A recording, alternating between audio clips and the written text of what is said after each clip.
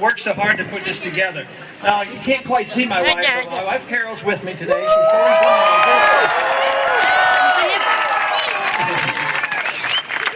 We have one granddaughter. We have 18 grandchildren, and we have one granddaughter. I'm not going to tell you what university she goes to, but our oldest grandson graduated from OU, so I don't know how he ended up here. All his relatives that had graduated from a few of those tech schools kept talking to him and talking to him. No, OU. Anyway, it's really great to be here today. And it's great to be involved in something that's very important to you and obviously very important to me. And that is the cause of liberty.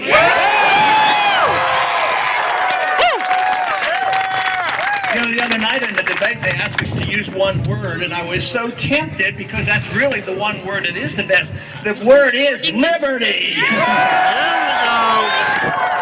That's what made the country great, and that's what we're losing, and that's why we're not so great anymore, and that's why there's a revolution going on.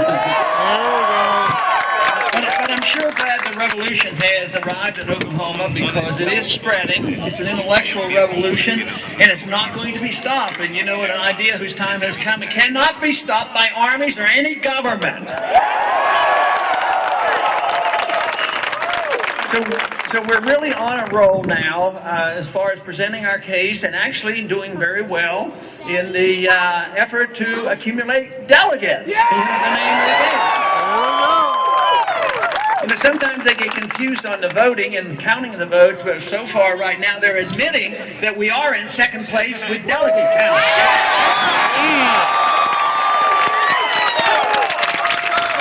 And there's a lot more counting to do, so the effort is going to continue and is so important. But this has been going on for a long time. I've been talking about our problems for a good while. Matter of fact, when I got involved in politics in the 1970s, I was trying to head off some of these problems. But lo and behold, the government continued to grow. If you looked at the size of government, and since I've been involved, you'd have to say, I didn't do a very good job. Because the government keeps growing. But where we're making inroads is with you. And I tell the people, wherever I go, that the people are waking up, but Washington is still sound asleep, so we better let them hear our message.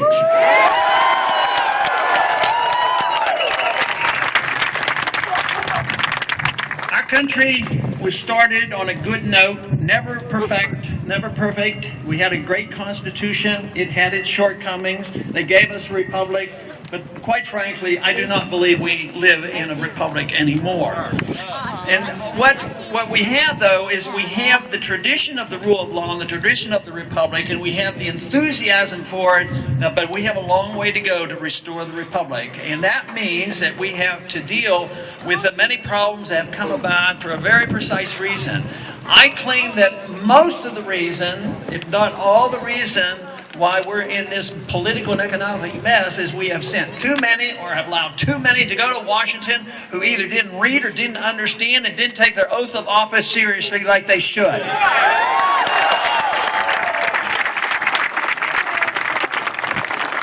But at least about 100 years ago, things changed rather drastically. The seeds were planted for the inevitable growth of big government, and that was, things like the 16th Amendment was a very bad move. And of course, we should repeal the 16th Amendment because we have a natural, God-given right to our lives and our liberties, and we ought to have the right to keep the fruits of our labors. Jefferson lost the argument that the federal government should be able to borrow money. He believed they shouldn't even be permitted to borrow money. So he lost that argument. They started borrowing money, but not until the 20th century did they borrow money wholesale. But of course, then with the income tax, they started, taxing us wholesale. But there was always a limit to that because there is a point of no return. The more you tax, the less revenues and the angrier the people become. So we had the taxes that were limited, and this borrowing was limited because if you continued to borrow, the interest rates would go up. So of course, in that same year, they gave us the IRS and the federal and the income tax. They gave us that very onerous thing called the Federal Reserve that we need to abolish.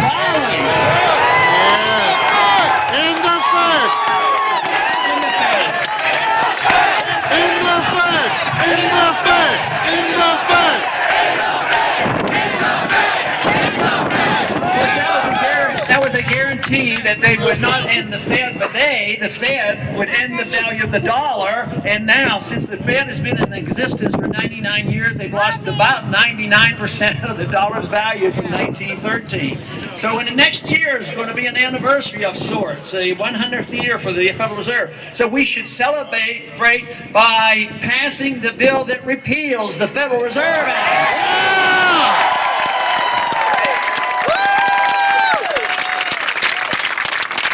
With the introduction of the Federal Reserve, which is something that nations have done and dictators have done for thousands of years, debase the currency. The governments always want control of the money because they can debase the currency. At one time it was just clipping coins, another time diluting the metal, at another time it started printing money. Today it's very sophisticated. They just use a computer, literally creating trillions of dollars without hardly any effort. And the Federal Reserve actually churned $15 trillion during the bailout, and they do it without adequate supervision by the Congress, like the Congress totally ignores them, and that is why, short of getting rid of the Federal Reserve, we absolutely have to get a full audit of the Federal Reserve.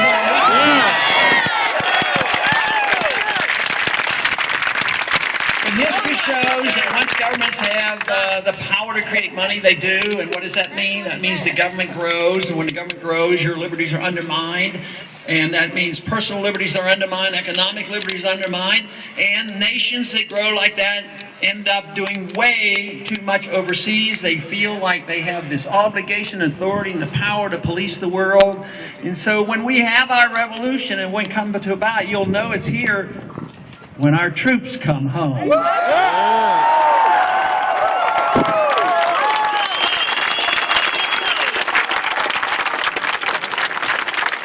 The other night I argued that they weren't listening to my moral and my constitutional arguments for not starting another war and bringing the troops home. But there's an economic argument that they must listen to because it's a powerful argument. It's great nations who overextend themselves overseas inevitably go bankrupt, and we're in the middle of the declaration of our bankruptcy now, and that is why there's such turmoils around the world, because we have been issuing the universal currency, the reserve currency of the world. So we have to face up to that.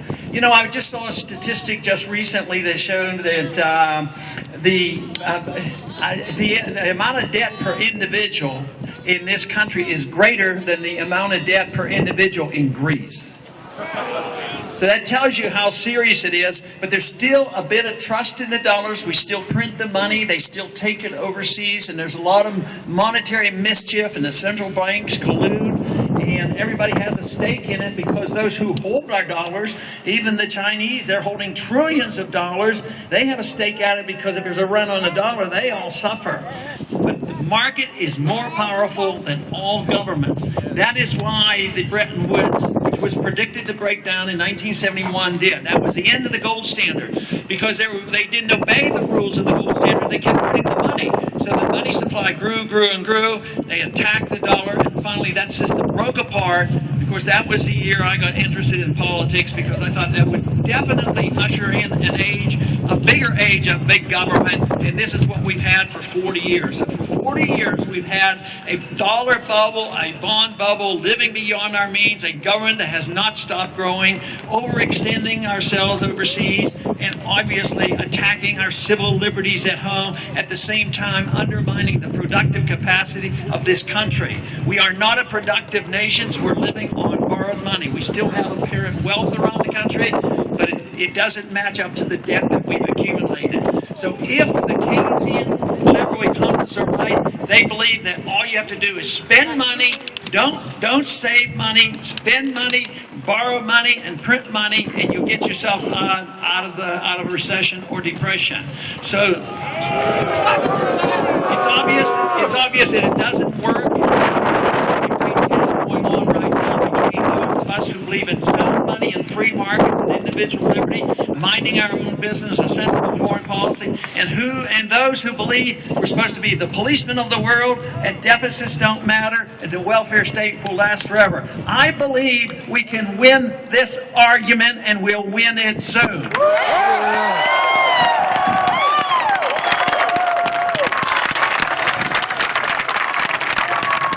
Wherever I go, the crowds come out. out, and the people in this country know exactly what's going on, and in Washington they put you down and they think that they have to take care of you from cradle to grave, and all they're doing is giving you debt and a burden.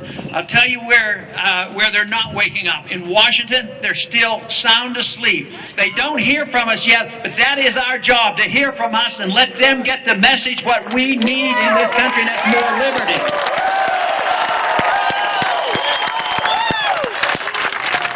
You know, one thing that inevitably occurs as government grows, you can't grow government. The government assumes this responsibility to improve behavior and protect us from against ourselves. It inevitably leads to a dictatorship and control of everything we do.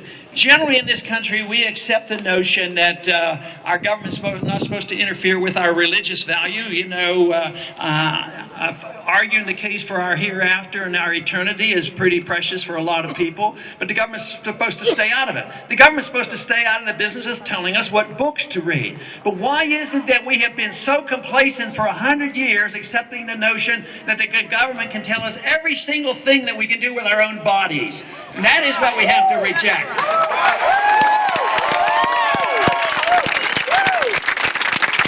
Now, the message of liberty is a wonderful message, and I'm always shocked over the many years that I've talked about this, how poorly we win the intellectual argument. We're doing better now, but for a long time, the other side who said that the government is obligated to take care of everybody. Anybody who needs anything has a right to it. So therefore, if they need something, want something, or demand something, and they have a coalition of 51%, they can take it from the 49% and get what they want. But see, that is coming to an end, and there's no reason in the world that our message can't, prevail.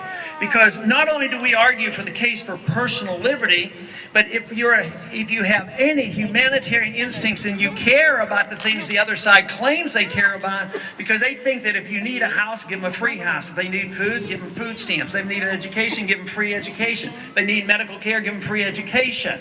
Because they're the humanitarians. But what does it end up like? It ends up like the housing bubble. Sure, they passed out a lot of houses to people who couldn't afford them. They lost their jobs, they lost the houses, and somebody else made bundles of money off the deal.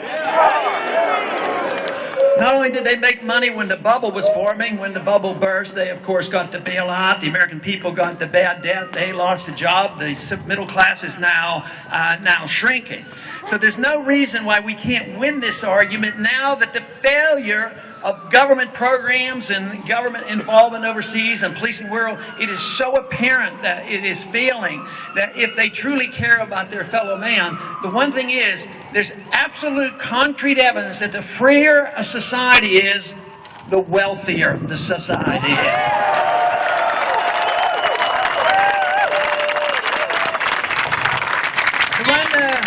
The one thing, too, that is so wonderful about the message is it brings people together.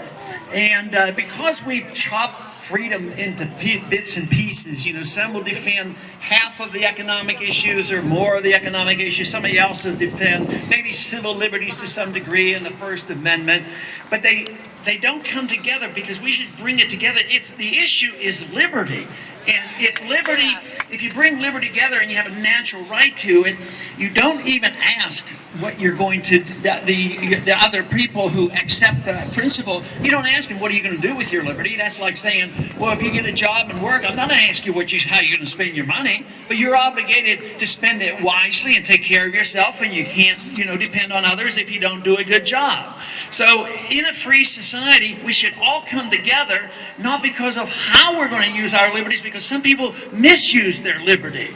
But that doesn't mean that we have to accept that. Just because they misuse it or do things that we don't like, that doesn't mean we endorse what they do. What we have to do is endorse the principle of liberty, and we should all come together and use it as we see fit with the rule of don't hurt or injure anybody else. And that means that we should all come together, and the crowds that come together for the defense of liberty should be and have been very diverse, and that's how we solve so many of our problems. Too many others have assumed that our certain freedoms and privileges come because we belong to a particular group. I don't buy into that. I think it's absolutely wrong to have punished, as this country has punished certain groups because they were denied because they belong to that group. But the answer to it isn't giving people privileges because they belong to a group. Everything has to be individual. If we have to treat everybody equal, we have to have equal justice under the law for each and every individual. I've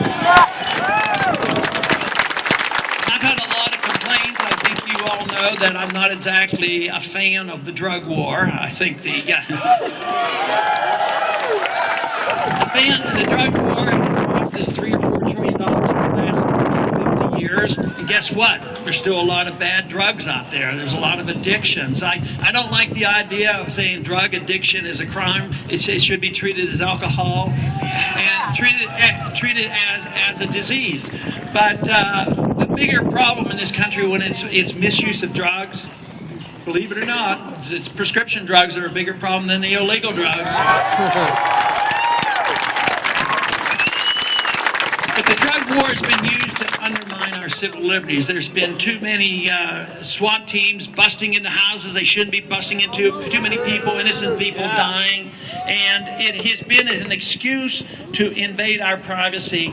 And this is the reason that we have to look at that whole issue of who's supposed to protect us against ourselves. We teach our children about the dangers, automobiles and fires and all the other things. We should have that responsibility as well. If I thought for a minute, though, that they had a perfect society and nobody was inclined to misuse drugs and do all the problems that come, it'd be a little harder. It's sort of like the economic argument. They don't create perfect economic conditions, but they don't create better moral behavior either. That comes from within the family and the community and the church, not from the federal government bearing down on it.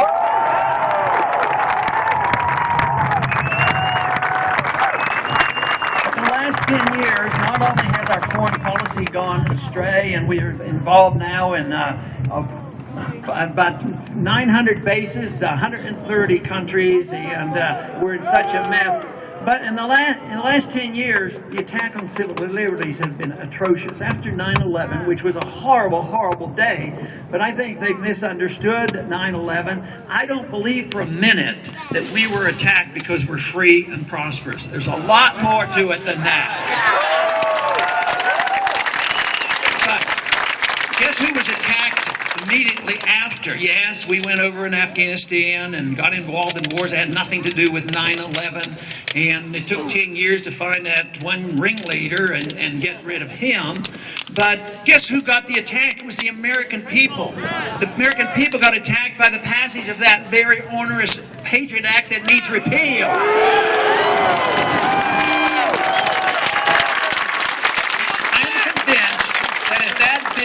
Called Repeal the Fourth Amendment Act, it wouldn't have passed.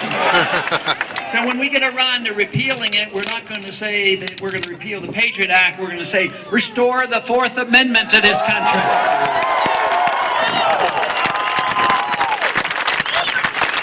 It's sad, but our attack on our liberties, the foreign policy, the monetary policy, and the welfare state, tragically has been too much bipartisan. I'd like to say that the party that I'm running in is the savior and it's going to produce it, but that isn't going to be the answer because our problems have been bipartisan. Matter of fact, sometimes the people say, well, Ron, you can't do it because you will compromise. Well, there's been way too much compromise in Washington between the two parties coming together, spending the money, going into these wars.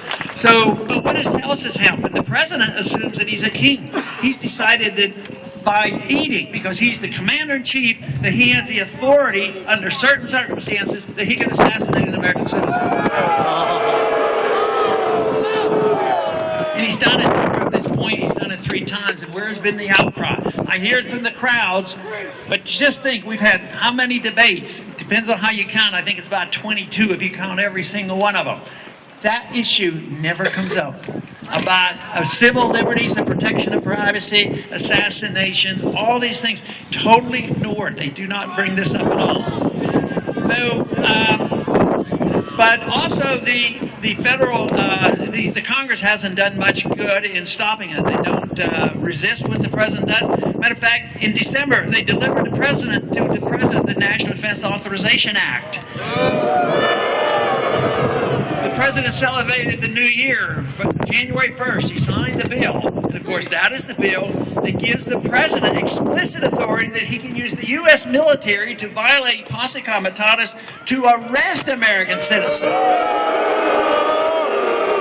In secret, put away in secret prisons, denied an attorney, and kept indefinitely. That is not what America should be all about. We need to change it.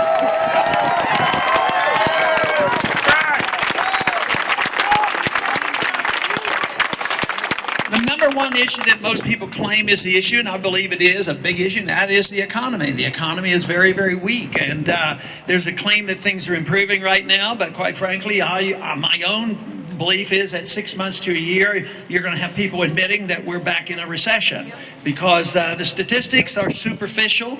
They deny the truth. Even the calculation of unemployment is fiction. The real unemployment is closer to 20%.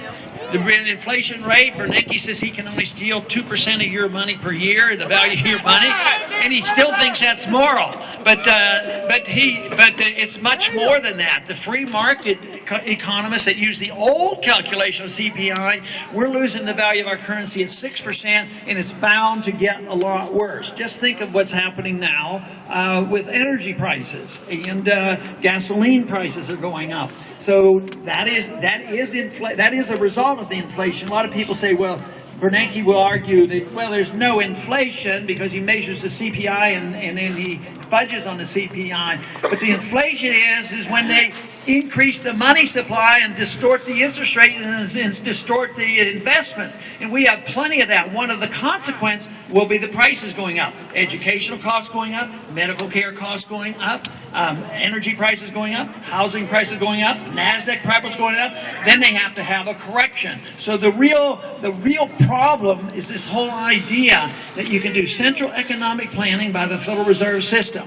Just think about money. Money is 50% of every transaction because we measure everything. All our wages and prices, everything else, are measured by dollars, and they have total control over the dollars. But it's political control, it's special interest control, it protects the very wealthy, and a characteristic of the destruction of money. When governments come in and dilute the value of money, it inevitably takes wealth from the middle class and moves it to the wealthy class. I have nothing against wealthy people who earn their living honestly by providing good goods and services. But if they're wealthy because they have the inside track to government money and they know how to work the inflation system or they get the contracts or part of the military-industrial complex, that is not fair and right. But the real tragedy is they end up getting the bailout. So the people who complain about Wall Street, they have something very correct about it, but they have to be careful not to condemn people who earn their living, but mainly if they're earning their living illegally. But it is true. The transfer of wealth occurs, and now our middle class is shrinking. It's smaller now. We had the largest middle class ever in the history of mankind, and the wealthiest. And though we didn't have a perfect society, we certainly had one that was something to brag about. But people argue the case, well, America is, an exceptional nation. And we certainly have a history that reveals a lot of exceptionalism, and we do have exceptional values. But the one thing is those who use this argument about exceptionalism say that we are so exceptional, we are so perfect, and we know everything that we ought to go and force ourselves on everybody else around the world to live like we do. That's what's wrong. But if we restore the republic, get a good, healthy economy, have some money, defend property rights, and have a foreign policy that defends its country and not to police the world, and we set a good example where there's a lot of prosperity, more than any other country have, why wouldn't that be the best way to spread our message? By setting a standard.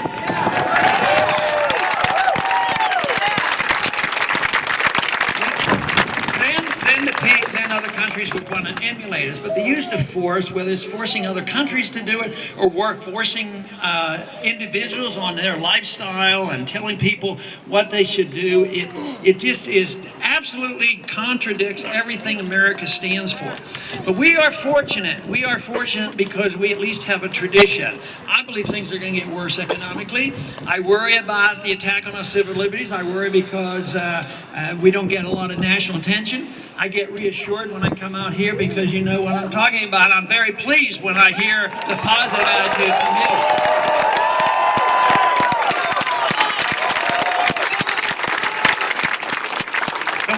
But we have to realize that, when push comes to shove, it could be a tough struggle. And that is why it's ideological, and it's not one party. When the revolution comes, and it's ideas of ideological revolution, it will be bipartisan. I remember very clearly back in 1971 when Nixon got us the gold standard and did all those things then. He said, well, we're all Keynesians now, and he was right. Republicans were no longer fighting for free markets. They all joined the Keynesian liberalism, inflationism, and Federal Reserve System type of programs. But when we replace that, it has to be pervasive. We have to have people come together from all parties. And this is the reason that I really am optimistic, because so many places where I go and the crowds are large, a lot of time people will come, but sometimes I even ask, there could be even some Democrats here. How do we know? But sometimes they'll whisper to me as they go out, I'm a Democrat, I'm a Democrat, but I'm going to register Republican to vote for you. I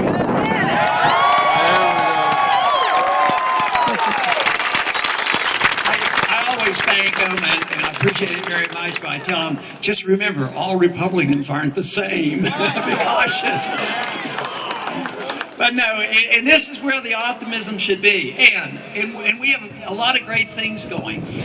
We have an older population that knew something about these views and got disgusted and tired and dropped out because neither party gave them any answers. And now they're coming back in the fold. Some tell me they never got involved before. Some said I quit about 20 years ago. And now they're coming back because they remember a different time and they understand what I'm talking about. But what's really exciting is this next generation. This generation is coming alive now. They're all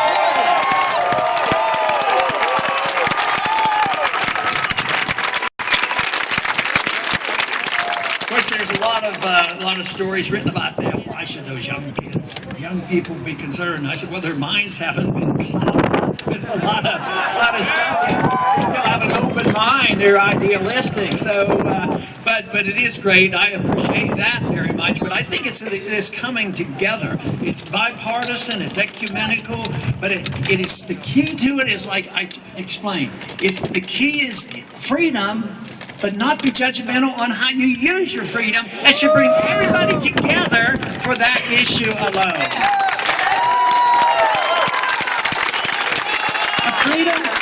Freedom is a rather young idea. They accuse me, and I'm sure you've been accused of saying, "Oh, you just want to go back to the dark age, back to this silly idea of having commodity money and having a gold standard and believing in the Constitution." That's all old stuff. But you know what is old stuff? Is tyranny. Tyranny is old.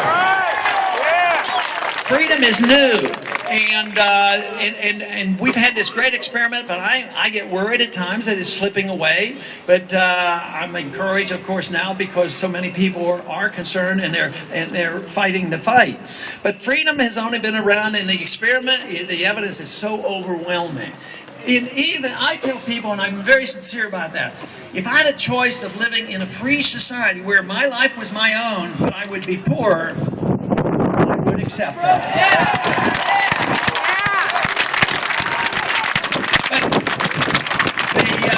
But the great thing is, the freer society, that doesn't happen. You know, we get a twofer. We get our freedom and we get our prosperity. But what happened, I think, as we got wealthier after the Industrial Revolution, the material abundance was so immense that people were so pleased with it. That's what they concentrated on, and they got the government involved in helping to redistribute, and more people wanted more, and less people were concerned about the principles of liberty. That's what's happening today. That's what the revolution is all about, is dealing with the principles of liberty, what make America great, and we will win this fight. Thank you very much.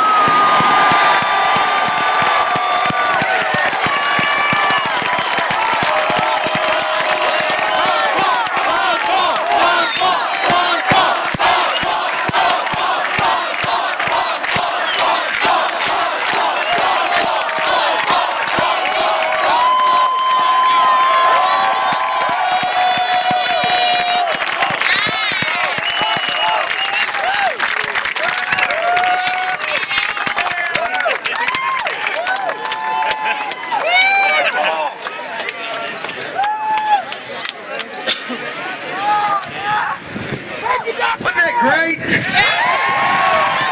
why am I not hearing any applause for this man? You're not going to let him go in without this crowd roaring.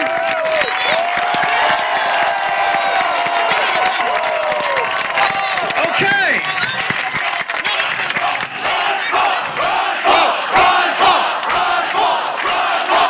Give me a break for 1 second, guys. 1 second. If you're in that 500 club, if you're one of our county coordinators, please meet me over here at this door and do it quickly. If you don't get there in time, you go to the west door. Everybody, please let these people through the crowd and let them get there. They worked their tail off for this, and they're our future. So thank you very much for coming. Next guy up is Howard Huchin. Huchin, he is a longtime Republican activist. He believes like we do. He's got a radio show. He's going to tell you all about it. Right off the bat, I believe someone found an iPhone. They aren't describing it, but if you've lost an iPhone, you may want to come up over here and describe it and get that iPhone back. Liberty!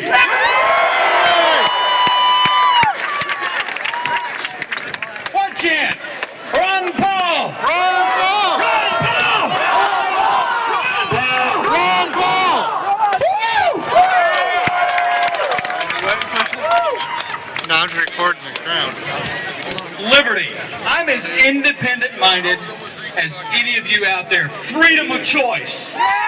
Normally I wear jeans and boots, but that liberty and that freedom of choice was restricted a little bit because my mother told me, I'm 46 years old, but my mother told me, if you are going to speak after the great Dr. Ron Paul, son, you're going to wear a suit. I said, yes, ma'am.